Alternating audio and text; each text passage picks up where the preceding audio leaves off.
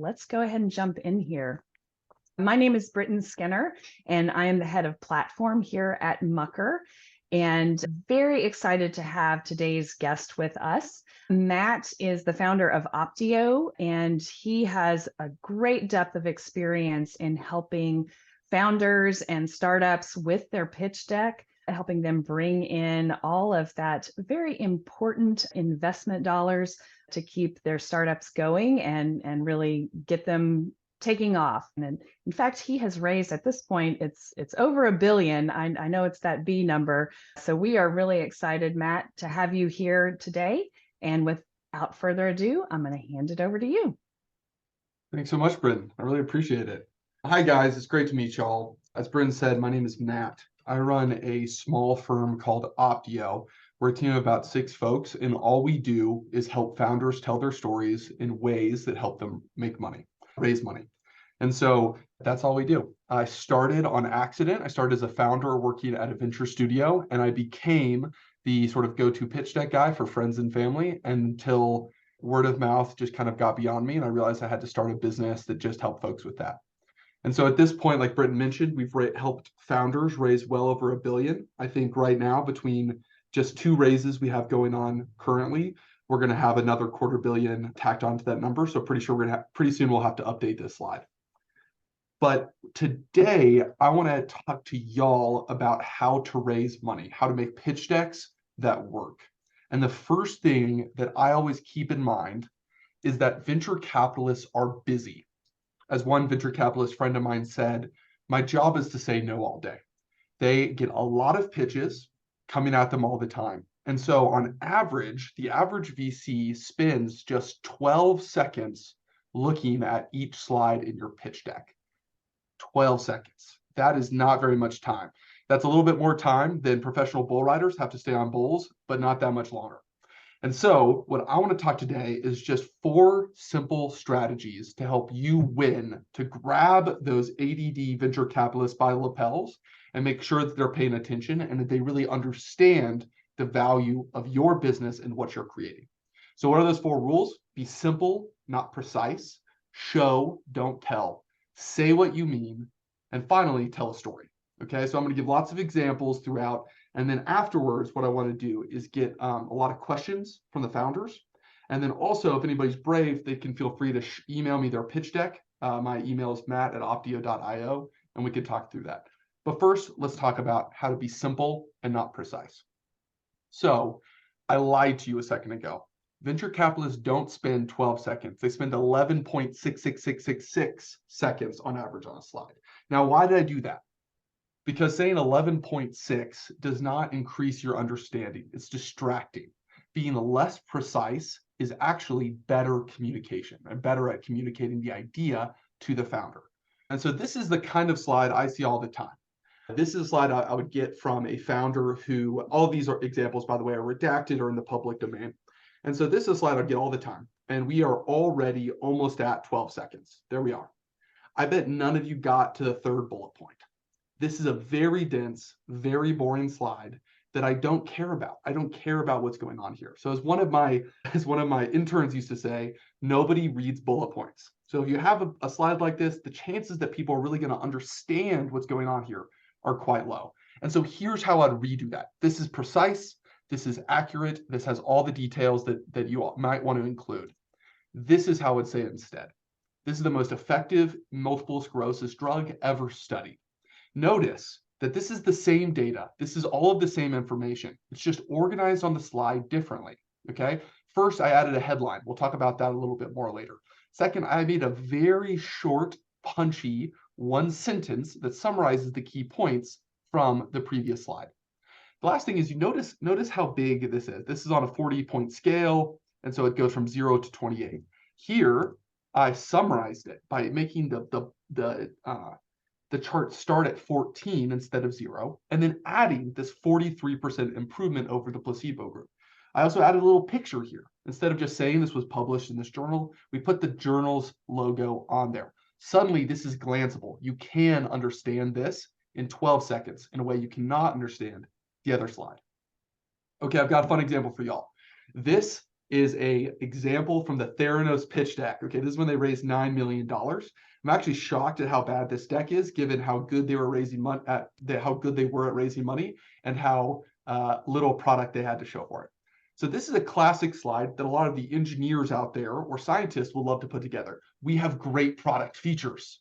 Let me create a long bullet point list that says things like time, multiplex essays complete in less than 30 minutes. Great.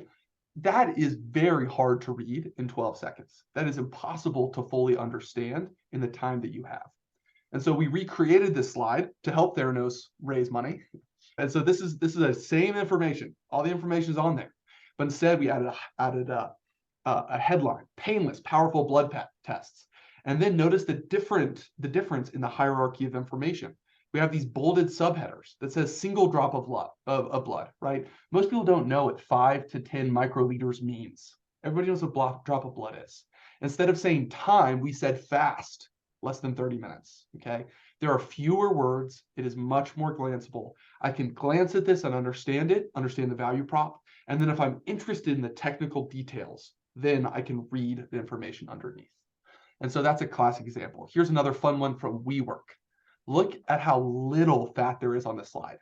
There's like 6 words total. It says financials, WeWork, revenue, EBITDA. Okay, 4 words on this thing. Yeah, if you count run, 5. That is such a glanceable, simple, elegant slide. I love it. I love this slide. And so notice how they didn't even put M for millions in 140. This is the kind of simplicity that helps you understand something really fast. Here's another great example from the Cora pitch deck. Hey, we're raising 10 million bucks. Please help us grow. We're going to spend it on global launch, infrastructure, talent, and engineering. They don't even break down how they're spending the money. That's a next conversation. That's the second conversation that you want to have with people. The point of the pitch deck is not to sell the investor. It's to get the meeting where you can sell the investor. It's to support your conversation, not to be all of the information you need. Okay, so that's point number 1. Be simple, don't be precise. Matt, can I ask a question real quick in here? Yes, please. If you are a founder and you're really close to that data, you feel a sense of pride with this, do you have any tips, or how do you go about sort of determining what to break down, how to simplify it, especially when it's, that result or that thing that you've been so excited about? How do you kind of get to that place of being able to simplify it and recognizing you need to simplify it? That's great. What I like to do is find somebody who doesn't really care and doesn't really understand, and then watch them and see where their eyes glaze over. So I like to use my wife. She's a surgeon. She's brilliant.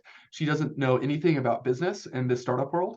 And whenever she's like, I don't get it, then I know that I've messed up. I haven't sufficiently simplified the deck so that a smart person who doesn't really care, she's just kind of putting up with me showing her a pitch deck. She doesn't really care. She's really smart, but she doesn't know anything about this particular field. Watch when they don't get it. The problem is that most of your friends will be embarrassed to say that they don't understand, right? And so a lot of my job, actually, I say, hey, I'm an expert at making pitch decks. And as soon as I've sold the project, all I do is ask these brilliant scientists, I say, I don't get it. Say it simpler. Say it like I'm a smart 5th grader.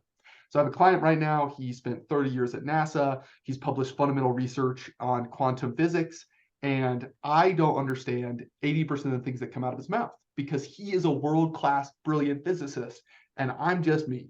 And so what I have to do is say, I don't get it, I don't get it. And so what I would do is I'll get a friend who doesn't really care, who isn't afraid to ask the uncomfortable questions. And I'll just ask them and say, hey, as soon as you're unsure, I just need you to raise your hand, right? I just need you to flag for me the points that you don't understand. And that really helps you hone the messaging down. But the bottom line is, it should be uncomfortable how simple. If you're not uncomfortable with how simple it is, you didn't simplify it enough. So I tell my technical founders, my job is to piss you off by making things so simple that your average interested investor can understand it, not so that your fellow PhDs or engineers can understand it. Okay, point number 2, show things, don't tell things. Okay, There's a reason I have a lot of pretty pictures in this deck, because all of us want pretty pictures. You don't want to just hear things and you don't want to just read things, okay? So this is not a real example. This is a friend's company called Icon. This is a classic. So I made this slide. This is not their slide. I'll show you the real slide in a second. But this is the kind of slide I see a lot on new founders' cover slides. This is free real estate and you should use it, okay? This right here communicates no information. If we put just a general picture or something here, that would still only be decoration, not information. And so the way they actually made their pitch deck, and they've subsequently become a unicorn, a very successful company, is they put their product on the cover page. Okay, if you're selling software, you can put your screenshot on the cover page. Show what you're doing off the bat. And so this right here was the first fully permitted 3D printed house in America. That's a really exciting thing to put on your first slide. But they just put it on there and immediately it's communicating information. Okay, here's another example of how you can show things instead of just telling things. This is a redacted version of a slide I got from a client. I changed everything that's important and completely rebuilt it. But this is a slide about how regulations changed, which enabled the company to exist. Okay, the FTC and the SEC issued clarifying regulatory whatever's. Look, you and I are already bored. I wrote all the words on this slide. I've never read it a second time because it is so impenetrable and dull. And you can see this image here. The image is about the topic, right? It says something about law and, technology, but it's only decoration. It's not communication. It doesn't help move the ball forward in terms of your understanding. So how can you possibly show something as abstract as a law, right? Those are fundamentally words. How in the world are we supposed to show that? Well, what we did is we found the damn PDFs that are out there in the universe. We found them and we put them on the slide. And suddenly, A, you're more interested. This is a much more interesting slide than this one. But B, it's immediately more believable. Instead of me telling you that something happened, I'm showing you this piece of paper was released by the FEC or by the FTC. And so now there's a change. And so this became the why now slide. Recent regulatory rule changes made this possible. Okay, that is how you can show something rather than just say something. To make fun of Theranos again, here is their team slide. Again, is anyone going to read bullet point 14? Right? No, this is boring. This is not compelling. But then to give Cora an attaboy, look at this. They put the photos. They're nice photos, by the way. They put the photos of the team on there. They also, by the way, I just love it. I think if you have a CTO, I once had a CTO with a terrible picture. He kind of had like a neck beard and looked a little bit like a nerd. I kind of love that for a CTO picture though, right? You kind of want your engineers to not necessarily be looking really cool. You want them to look like world-class engineers. And world-class engineers don't always, I'm sure I'm offending some of you, but don't always look the coolest, right? But what they did here is it's a pictures. You can see the people. There's clear hierarchy of information. They're not using commas. They're using different arrangement, a different arrangement on the deck itself. The only thing I would change about this is that we have Facebook, Pixar. I would put the logos of those companies on there. So again, you don't have to read it. You can just see it and glance at it, right? Okay, that is about showing, not telling. Okay, third point, third of four. Say what you mean. So few companies do this, and this is the most important thing. If you can do one thing, do this. Newspapers absolutely nail this. Hindenburg explodes, 100 dead. That is 4 words, and you already understand the entire story. Everything else is extra. 4 words, and they communicated exactly what they want you to believe by looking at this, okay? This is what I want to do for every single slide in your deck. So I use sort of 3 things: signpost, headline, and evidence. So the signpost is industry overview, or problem, or why now, or solution, or team, okay? But that shouldn't be your headline. The headline should be a claim about whatever you're saying.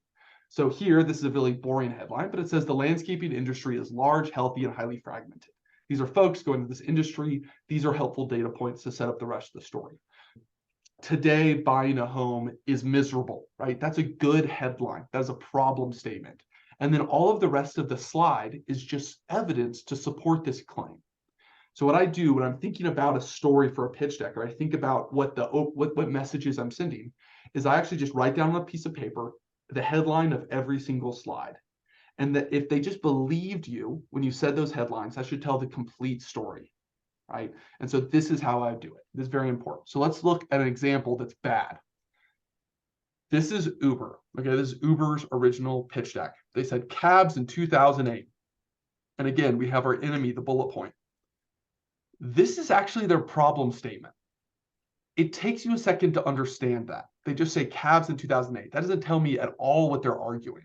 They talk about the problems with cabs, and it takes me a minute to infer. I have to use my brain. I have to think. I have to infer that cabs are bad and that maybe we could do better. Okay, so then we recreated that same slide. Okay, the problem is that cabs suck. Why do they suck? There's no two-way communication. They are gross. They're bad for the environment. And there's lots of dead time. Cabs suck. Okay, maybe that's too, if I was actually making this pitch deck, I would say today riding in a cab is miserable, or today cabs aren't a good experience. I might not just say just cabs suck. But notice how we even got a photo of a disgruntled, unhappy looking man getting into a cab. Okay, now this is all of the same information as the previous slide, except I added gross because I think cabs are gross. But besides that, this is the same information, but this is glanceable. You can fully digest this in 5 seconds, and I immediately know the position you're arguing. Okay, here's another example. This is from a client. Solution, right? Notice they put the signpost as the headline. This is a classic mistake I see people make all the time.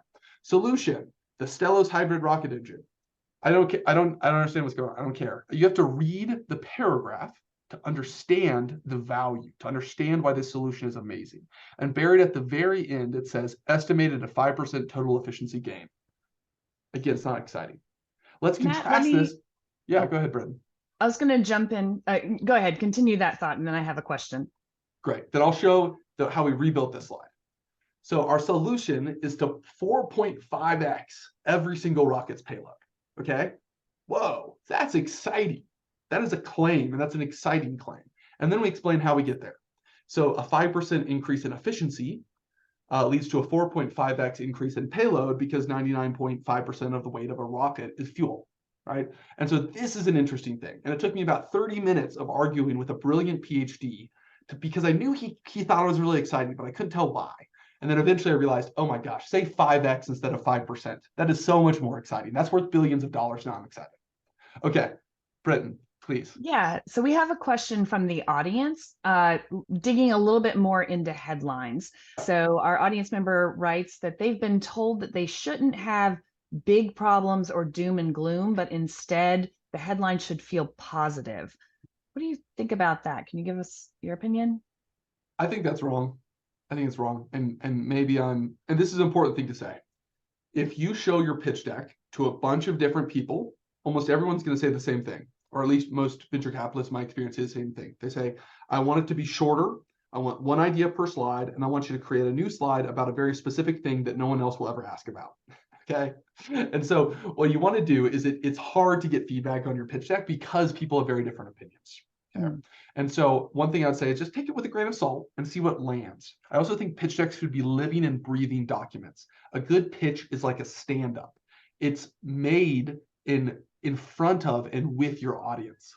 See when people get lost and notice that that's the problem, right? See when people nod their heads and get excited, that's the good slide. And so you should be always iterating slightly. It's a living, breathing document. But I think that unless there's a screaming problem, there's not a billion-dollar company. And so unless something sucks, then you're not going to become a fabulously successful founder. So I disagree. What I like to say is that there is a big problem today, and we have a fantastic solution. You want to be optimistic overall, but the problem that you're solving needs to be a big, hard, difficult problem. Okay, that's my thought. The other thing I'll say on the problem is that generally the problems are pretty obvious, right? And so I don't need to give a survey that says cabs suck. Everybody kind of understands and believes that cabs suck, right? I don't need to say that it's a problem, right? That we can't get to outer, like it's really hard to get to outer space. People kind of, you don't have to provide a lot of evidence to support that. It's kind of self-explanatory. Now, this is an interesting one, that this right here, this company is just making an existing thing better, right? So whenever you're just making an existing thing a lot better, the problem slide does matter less. Because then you're like, hey, imagine we can make planes that are 5 times faster. Okay, that's really cool. I'm excited about that. I don't have to say today planes are painfully slow. I don't know if that's really true. It's fine, right? And so instead, when you're just making an existing product significantly better, and it needs to be like 10x better. But if you're making existing products 10x better, then you can really lean into the optimism rather than the problem. But great question. Okay, last thing, and this one's fast, and then I want to hear a lot of questions for y'all, and would love to answer specific questions that you're struggling with. So the last point is to try to tell a story. Okay, think about the last time someone said, "Now let me pull up my PowerPoint." I bet your heart sank, because people hate PowerPoints, they hate presentations, they hate that moment. But then think about the last time you're sitting around a campfire and one of your friends said, "Well, let me tell you the story." You got excited, you leaned forward, right? You were excited about it. People love stories and they hate presentations. And so as much as you can, within the construct of a pitch deck, you want to tell a story. Now, every story has some of the same elements. Every story has a hero. Every story has a conflict. It has a problem or a bad guy. And every story has a resolution or sort of a next step, a call to action. And so this is not a story. And this is like a very common outline you'll see from somebody's pitch deck. It says, "Hello." I say howdy, I'm from Texas, if you couldn't tell from the bull riding analogy. "Howdy. One customer kind of likes our product and pays us. I went to Stanford. We have better features and lower prices. It's a really big market. Please give me money." That is not a story, and that is not an exciting investment opportunity. Let me tell the same company, but as a story. My last startup failed for a really stupid reason. We couldn't get SOC 2 certification quickly. When I told my friends about it, it turns out a lot of them have the exact same problem. And there are more than 500,000 B2B SaaS businesses out there that need this help with this problem. So I got my team together and we automated the whole process. We already have a happy pilot customer paying us $10,000 a month. And now we're on a mission to save the 500,000 other companies that need SOC 2. Join the fight. That's the same thing. That's the same information. This is not a story. This is a story. Which one did you enjoy? Which one did you care about? Which one seemed like it could be a really big company? So, in summary, you want to be simple, not precise. It should be painful how simple it is. Remember, this is just to get the meeting. This is not to sell them. There's more information that's necessary that you'll get to in the meeting. Second, show, don't tell. As much as you can, use pictures, not words. Fight against bullet points. Third, say what you mean. Use headlines to communicate the idea that you want each person to believe on each slide. And lastly, as much as you can, tell a story, because people love stories and they hate presentations. Thanks so much. So now we want to do questions and answers. Love the questions we got already. Here are a couple of questions that I get from founders often, but I want to hear y'all's questions. So whether they're these or something else, would love to hear what questions y'all have. If anyone is particularly brave, I know this is being recorded and this can be shared widely, but if anyone's really brave, they can email me their pitch deck. My email is matt@optio. Here it is, matt@optio.io. And then if you drop something in the comments, I'll pull over my email, I'll pull it up, and I can talk through your pitch deck as well. All right, we do have a number of questions over here. So let's go ahead and start with, do you think that there should be a short deck and then a longer deck with more info and an appendix? Are you okay with an appendix on a deck? So I almost always have a big appendix, right? Large appendices. And so what I like to say is that when you email the deck to a prospective investor, I would skip the appendix. They're not going to pay attention to it. You want them to get the exciting main flow. But I like to have an appendix when I do actually present in person. So they say, "Hey, how are you going to deal with the fact that Google can come into the same space and crush you?" And they're like, "Well, actually, I have an appendix slide about that. Let me flip to this slide to show you," right? And so I think you need to earn the right to be for their interest. And typically in the first draft of the deck, you haven't earned the right. And so what I do is whenever I have a good idea, whenever I get a good question, I'll make a slide about that. And then it goes in the appendix in case I ever need it in the future. Got it. Do you think investors care more about market size or tread? Big market size, but declining versus small market size, but growing? Interesting.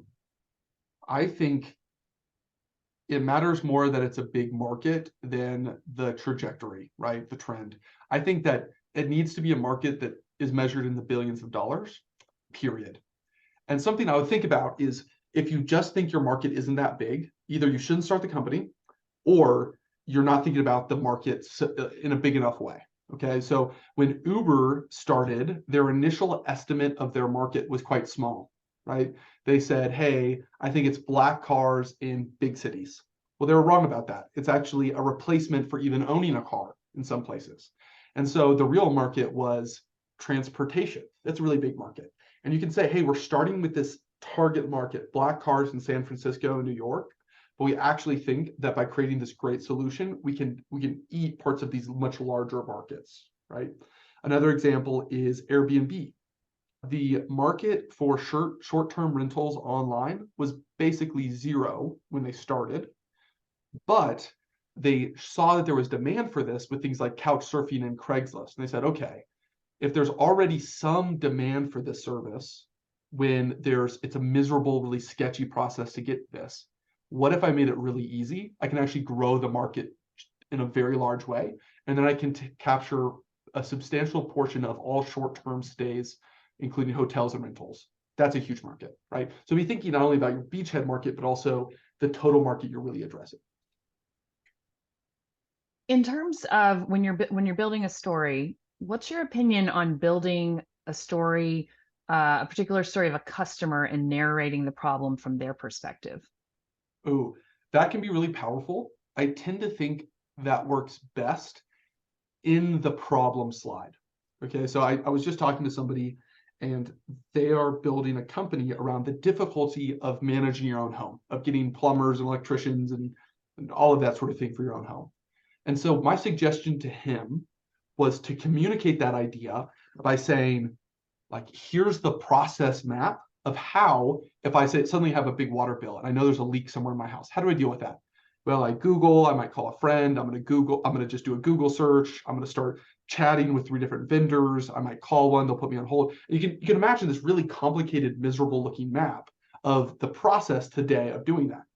His company handles all of that in an easy platform. And so then on the solution slide, you can say, hey, remember that old process that was really complex and miserable? Well, now all you do is you text us and we say, John's plumbing company is coming out in 30 minutes. That's a much better process. And so I like the narrating the client's problems and pain points. You want it to feel really visceral in the problem and the solution, but I wouldn't make your whole deck about it. But I think that works very well sometimes. So we've got a couple of questions about competition. Do you think it's important to have a competition slide? And if so, would you compare competitors by name? I would compare competitors by name. I think it's very important to have competition on there. And I think what matters most, like first off, you will always have competitors. Okay, before Uber existed, the competitor for Uber was cabs, right? There wasn't anybody that exactly did what they did, but people were solving that problem in a different way. Okay, so there's always competition. If you claim that there's not competition, as a part-time investor, I just don't believe you. I don't believe you, and you lose a lot of credibility. And so what I really want from a competition slide is your view of the market and understanding why you think you're better than the other guys and why you think you'll win. And so I want on a competitor slide for you to show a sophisticated understanding of the competitors, of their offerings, and why you're better. Okay. And so that can be a simple 2x2, that can be a chart that says, hey, we have these features, they don't. But really, you need to demonstrate a deep understanding. Sometimes for competition slides, it goes in the appendix, right? The only time I wouldn't do a competition slide is, again, I mentioned this guy who worked at NASA for 30 years and is doing fundamental research on physics.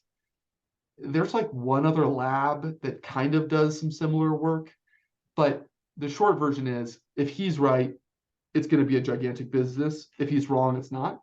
And so for that, his competition is like all energy production companies. That seems wrong. Putting ExxonMobil on the slide doesn't make any sense. So for him, I didn't make a competition slide, but in 99% of the cases, you want one. Do you think slides should be in a particular order? You know, is it problem, cost, solution, or is there anything else that you would add to that? Yeah, there is. So this is when I'm like a massive pitch deck nerd. And so the short answer is you can't really go wrong with hello, big market, big problem solution. Like that order just doesn't really go wrong. You can't really mess that up. And so if in doubt, that's what I would do. But the decks I make are almost always slightly out of that order. The only slides that are always in the same order is the problem happens before the solution, which happens before how it works. Okay, that's the only fixed order, but we put things in between all of those. But that's kind of like asking a chef, what's the best way to do a 3-course meal? Like a good chef will break the rules. But I think the classic, I didn't even put a slide in here about, hey, here are the 10 slides you need, here are the 15 slides you need, because there's so many people who have done that and done that well out there. I will say my friends, Evan Baer and Evan Loomis, who are both full-time investors now and were former founders, they wrote a great book called Get Backed. And Get Backed has a lot of those details in there. But there are so many great free sources out there that I think you can't really go wrong with sort of the classic approach. The thing I would think about in terms of order is, again, write out the headlines of every slide. And they should flow into each other, right? If it feels like I missed something when you just write out the headlines, or if we write out the headlines, you give it to a friend and he says, I don't get it, then you're not on the right track. And you think about changing the headlines or changing the order of the story. I just want to note that someone has sent you a slide deck. Right. We do have quite a few questions in here, so I'm trying to lump them together. We'll keep going through questions. If we have time, we'll go through the deck. And if not, what I want to offer to everybody is email me your pitch decks. And if I don't get to it in here, I will send you a personal Loom follow-up with personalized feedback on your pitch deck. Even if 50 of y'all do it, I'll spend the next 4 days just doing this. And so feel free to send me your pitch deck. I keep everything confidential and I'll give you personal feedback just because you are part of the Mucker family. Fantastic. So a couple of questions here are around, would you send a deck in advance before a first call? Is that deck that you send before a meeting shorter or different? Do you have any insight as to that kind of order of events? Great question. I typically think of, if I was starting a company, if I was doing a startup, I would have 2 versions of the deck. I would have the reading version and I would have the presentation version. The main difference between a reading version and a presentation version is the amount of detail on the slide. So I don't know if you've ever seen a TED Talk or seen a TED Talk deck without the TED Talk presentation. It makes no sense at all. You couldn't possibly understand what's going on in the TED Talk if you just look at the slides that follow a TED Talk, okay? Because those slides are just backup to a presentation. And so in the presentation version of the deck, you have a lot fewer words and you don't want the deck to overshadow your pitch, okay? So that's how I think about the presentation version. Then there's a read ahead version. And most of those slides I showed y'all were really presentation, like this feels like a presentation slide, right? Unless I say this, you don't understand what's going on. Mm-hmm. But then if you look at this example, this is a reading deck, okay? There are lots of things on here that you have that you can understand the entire slide by reading the slide, right? It's short. You can understand it in 12 seconds, but it still has the details on there. Okay, so I say that if I was doing it, I'd have 2 versions, a reading version and a presentation version. However, I used to make 2 versions of every deck for my clients. And then a couple months later, after they finished their raise, I would circle back with them and say, hey, show me the deck that you used in your final pitch, that closed the deal, you raised all your money, you were done. And they never had 2 versions at the end. They never did. Oh man, sorry, I'm doing balloons. My iOS update means that I now can create goofy animations and I don't know how I do it. Anyways, I never actually, so now I don't create 2 versions because you're a founder, you're busy, your story's evolving. You don't have time to maintain 2 separate versions of every deck. And so typically I see people stop maintaining it. And so I'd say just create 1 version, a good reading version. I would send that ahead of time without the appendix, just the shortest and punchiest version. I would try to stay under 15 slides for that. Don't share the appendix. And I actually really like Loom. And so I would record a Loom pitch of yourself. So you have the Loom pitch and you have a PDF attached to the email. If the person glances at your pitch deck, they're interested, then they can watch at 2 times speed a recording of your pitch.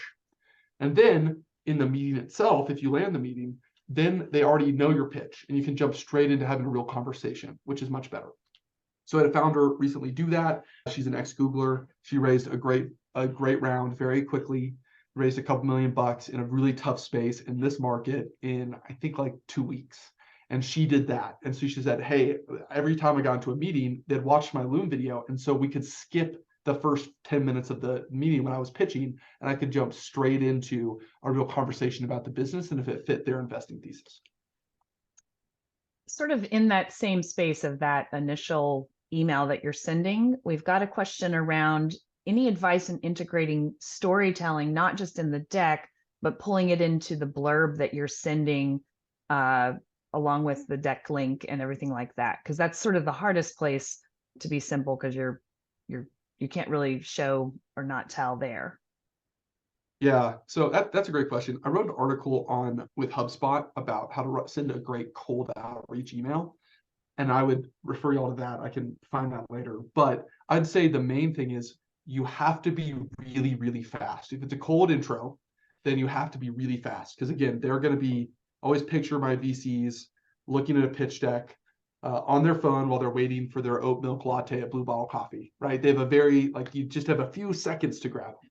And so for a cold outreach email like that, I like to just make it extremely short. Like to say, hi, name of the venture capitalist. I saw your investment in relevant company, so I wanted to pitch you my company. And then have 3 bullet points. We're growing 100% month over month. We're a B2B SaaS business raising a seed round, and we already have a lead investor who's X. Attach the deck, would love to have a conversation. Here's my Calendly link, right? I want to strip it down to the absolute bare bones because you have so little time to get their attention. And so I don't think that's a place for storytelling generally. That's me to say. Right. Starting from scratch, are there template options out there that you are a fan of? There are great templates. When you Google pitch deck template, most of what you're going to see is PowerPoint templates. I think that those can be helpful, but more of what I would want to do is find just sort of the outline, the 10 slides you need, that kind of thing, and then follow that. If you follow those sorts of things, that'll be really helpful. I also have a draft cookbook that I could that if anybody's interested, please email me and I can send it to you. That's sort of my personal recipe with lots of good examples that are really simple to observe. And I say things like, hey, if you're this kind of company, use this kind of market slide. Trying to make it really easy for people. And so if anybody's interested in that, please just send me an email at matt@optio.io and I'll send that over to you. It's like in a Google Doc right now, but I try to make it as easy as possible for founders who have better things to do to make a good pitch deck fast, right? But there are great resources out there. I would just avoid just using a PowerPoint template, you know? So it's an interesting question. Q&A, obviously, tends to last longer than the actual presentation. So if you've got a slide up during that Q&A, is there a better use of that real estate than just thank you and an email address? Yeah, I would turn it off, right? So right now I have this up because I'm afraid y'all are going to run out of questions. And just in case that awkward moment happens, I want to give y'all questions to ask to make sure that we're still having a good time. Okay, so that's why I leave it up. But at the end of the day, an investment is made in a founder, not in a pitch deck. And so what I want the real estate to be taken up with is your face, right? It's also really interesting if you're like, oh, let me pull that up, and you reopen the slide. That re-triggers their attention, right? And so I would stop presenting, look them in the face, and have a conversation. I think that's the best use of real estate is your face, your beautiful face, all you founders out there. Is there something that you, in terms of thinking about graphics, pictures, text, do you have a sense of which one has more value in a presentation? Great question. I think the way I think about it is we call it calorie burn. The slide I have in front of you is high calorie burn because there are like 7 sentences on it. To get through the slide, you have to pay attention. So it's high calorie burn. If you go back to this slide, this is low calorie burn. This is really easy to immediately look at. It doesn't convey much information. And so what I would do is if I could say, hey, I could explain that in a paragraph, I can explain it with a picture, or I can explain it with a paragraph or a picture, I'd use a picture, right? Because that's going to be lower calorie burn to understand. If there's a really elegant way to use a graphic or a chart or something like that, that's great. So again, if I flip back to the great slide we had from our friends over at WeWork, This is a super low calorie burn slide. That's why I love this slide so much. This is also a low calorie burn slide. And so I would be thinking about, now notice they could have put global launch, infrastructure, engineering, and talent as bullet points. That would have actually made it higher calorie burn, right? Because it's the information's grouped together and you have to like read and be careful. And so I would think about all of your design decisions in the pitch deck as reducing calorie burn, making it as easy as possible to just slide that data straight into their brain. That's the goal. Do you think there's an optimal number of slides in a deck, depending on the use of that deck? I think recently I saw that the average that I saw an estimate from a company, I forget which one, but they had a bunch of data on pitch decks, and they said that the average was like 19.6, and a VC spent 3 minutes and like 37 seconds reading those 19 slides. Okay, I think that's too long. I think sometimes I make, like a lot of times I end up, most of the pitch decks I end up creating with founders end up being between 17 and 21 slides in the main flow. And then we have like a 20, 30, 40 slide appendix. Okay. That's mostly used very rarely, but that has answers to a bunch of other questions.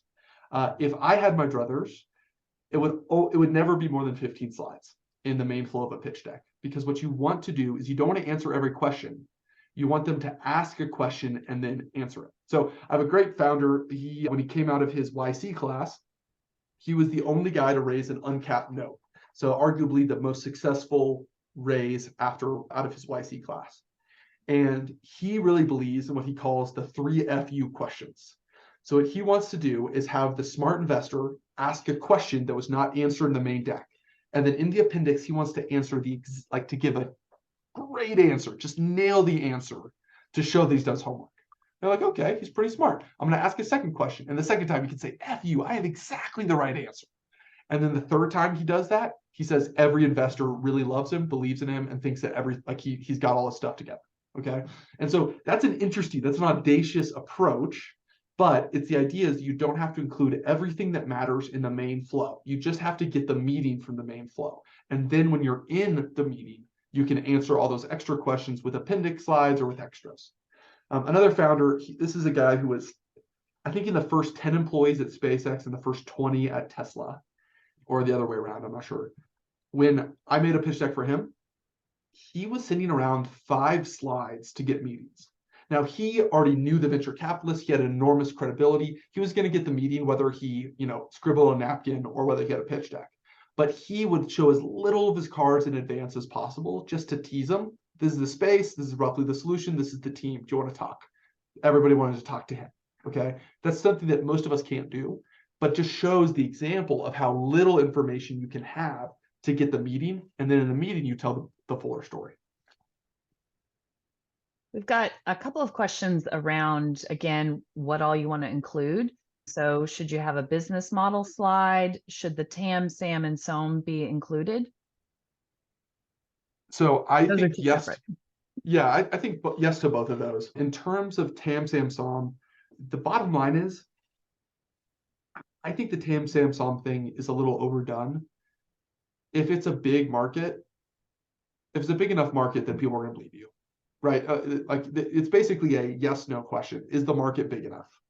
And if the market is big enough, I think you're good. And so TAM, SAM, SOM, you can't go wrong with that. I think if you're not sure what to do, just do that. But basically the question is the market big?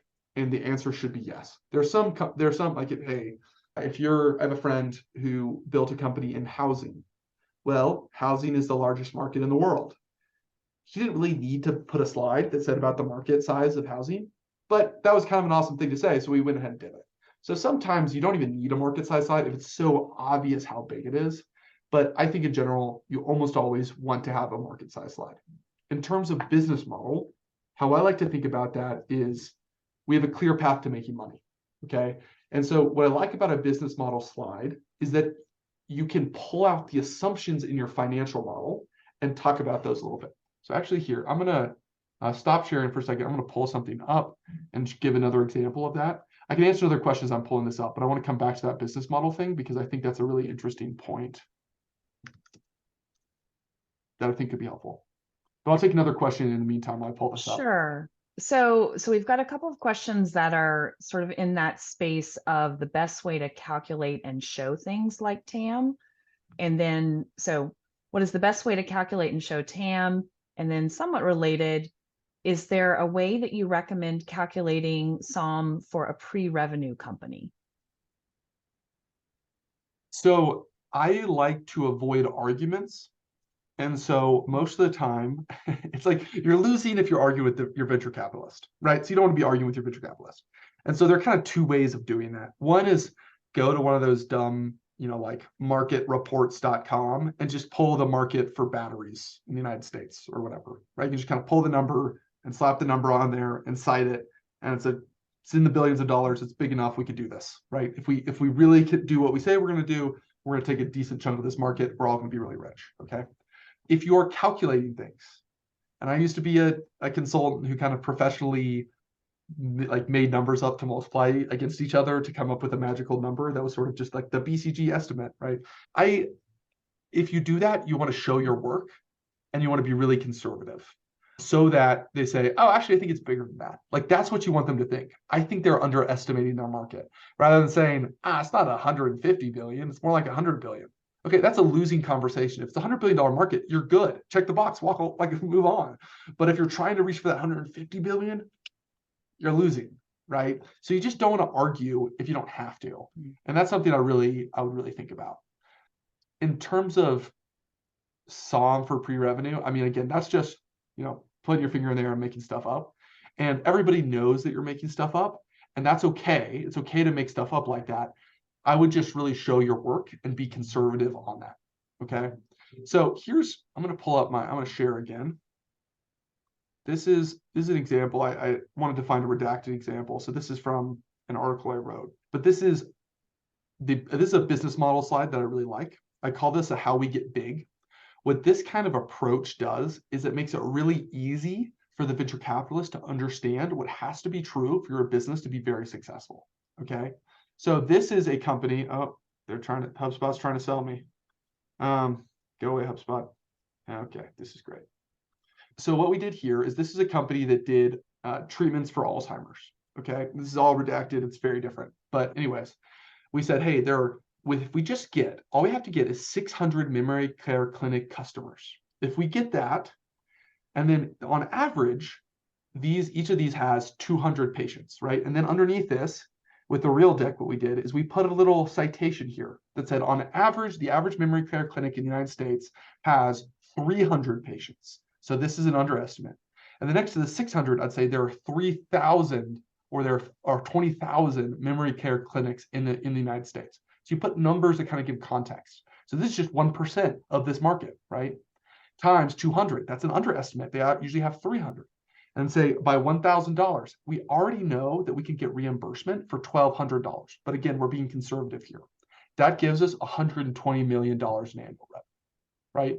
This is a simple way of saying like all those things baked into your model are laid out really simply and clearly here in a way that you can have a conversation about what has to be. These are the fundamental drivers of the business, right? Here's another example, right? So this is a remote patient monitoring business. I do a lot of medical and sort of deep tech stuff. They said, hey, okay, all we need is 34,000 patients. And that's only 0.04% of the patients that are in our market. Times $245. And that's the conservative, those are for existing codes, times 12 months equals $100 million in revenue. Do you think we can get 34,000 patients or 0.04% of the market? I think we can, right? And then this is a great slide to help make your potential investor feel greedy. Think, holy crap, this could be a gigantic business. So anyways, I'll stop sharing those examples, but I thought that's a way I like to show the business model. Look, if you're doing like, hey, it's a B2B SaaS, we charge $20 a head per year. It's like, or per month. That's great. Just you put that's plenty. I think so. We've got a few more questions. We'll see what we can squeeze in here. How do you use visuals to paint a founder timeline versus content? A founder timeline versus content? Mm-hmm. Okay. Well, the person who asked that question, will you drop a little bit more context in there? Because Yeah. I can make it up, but I think I'm going to miss it for you. And I want to give you a really good answer. So anyways, if you drop a little more, I want to get to that in a second. Somebody else is asking, is it better to replace the signpost with the headline? I think so. I think you want the sign. I like to have both. You have the real estate. It's okay. And so I like to put signposts that say problem, solution, market, business model, team, all of those basic things. I just put that on there. Sometimes you're like, I don't really know what this slide is. This slide is like a weird transition slide or it's context. You don't need a signpost when you're doing that. But most of the time, you always want a headline. The only time I don't put the headline is with like a team slide sometimes. But even then, I like to say, we have the right team to execute. Right? Like, it doesn't cost you anything to do that. And then they read it, and then you have evidence to back it up, right? What do you think about using a from to illustration about the experience of how you're changing the experience? To ping the experience of how you're changing the experience, using visuals for how painful the experience is today and how the solution changes that. I love that. What I really believe firmly though is you want one idea per slide. And so if you want to say today, hiring a plumber sucks, but we solve it and make it really nice. Those are two separate slides, and you want those on two separate slides. And so the yesterday, you want it to be a problem and like lay out the thing, and then you can harken back to that same experience and say, but now it's really easy, right? And so I love the parable, and I think people don't use parables enough. I would even say, think about the last time you tried to call a cab in New York City when it was raining. It was miserable, right? And then he was coming, but you couldn't tell where he was. So you were late to the airport. Like, we've all had experiences like that. Again, you want to bring it into them. Or another one I saw, it was a guy, it was something to do with families and kids and like the design, like the fun that families can have at amusement parks. And I was like, man, your average investor's age is going to be 45 or 55. They're going to have kids. He was actually raising, it was an LP deck anyways. And so he was raising a lot of money from older people. It's like, your average person is 65. How in the world are you not saying, do you remember the best time you ever took your kids to Disneyland? Right. And then they're right in it emotionally. Right. Mm-hmm. And so if you can, don't just give an example, give an example that the person can resonate with. Now, sometimes that doesn't work. Maybe your VC doesn't ever have a visceral emotional experience with cloud-based solutions for something. And so maybe that doesn't work. But if you can, make them feel things. Okay. Make them feel things. So we've got some clarification on that earlier question. Great. It was a timeline question. Do you need to speak to the history of a company in a pitch deck? And if so, how do you use visuals to show that history? Yeah, so there's sort of the classic timeline slide that just sort of has different moments throughout a company's history. You can do that. I would only do that if it conveys really important information. And so, hey, if you've been in beta testing, like doing this on the side for 2 years, and now you're finally ready to launch, like I did Optio for 2 years, 3 years on the side. I was making more money than I was at my day job. But if I tell people like, I spent 3 years cooking on this and now I'm ready to go, that seems slow, right? That seems like it's not getting traction. Like, it's really hard. It's going to be expensive and long to do this. So I wouldn't ever say that. I wouldn't ever put that in a pitch deck. One thing I do a lot though, is if there's an important pivot. So it's like what I used to do, or if it's really important with the founder story. And so sometimes I'll say, like, there was a company, this founder worked for Mark Cuban. She's a fantastic founder. She worked for Mark Cuban, helping his companies innovate. And then she was an innovation consultant. And then she realized with all of this great experience that she could actually automate the process and make it into software. So she made it into software, and now she already has a customer and she's launching big, right? So that's a story that like makes you believe that this team has the right stuff, and that's helpful. Or you say, hey, we were pursuing this thing, but instead of saying, and it didn't work, so we're pivoting, you say, we were pursuing this thing, and along the way, we learned this fascinating insight, XYZ. And so now we're chasing this much bigger opportunity. You don't put the word pivot on the slide. You say, we were doing this and we learned something incredible. And so we have to go chase after this other thing, even though that was going to work, I promise. Right? That's the way I do it. Got it. Got it. I want to be mindful of the time. And Matt, if you don't mind putting that final slide up, it's not the thank you slide behind us, but it's got some information about how you can contact Matt Sorry, You I had to can, pull this out. yeah, no worries. We also here at Mucker, we do these growth sessions, Mucker growth sessions, a couple times a month. We have great experts like Matt who come and join us and give really good, impactful information. So you can find out more about those. You can follow us online on all of our social media channels. And we also have a monthly newsletter that goes out. So you can sign up for the newsletter on our website. You can also get in touch with the team. Matt, thank you so much for being here. And we've got, if you need to get in touch with me, it's Britton at muckercapital.com. Tony, this session is behind the scenes. You can also reach out to him at Tony at muckercapital.com. And I just want to say a big thank you to Matt for all of this great information. We really appreciate it. And one final thing is that our Mucker Lab Accelerator Program applications for the winter cohort close tomorrow. So you can go to mucker.com and go to that accelerator tab and apply through there. So look forward to seeing all those applications, and thank you for joining us. We will see you next time.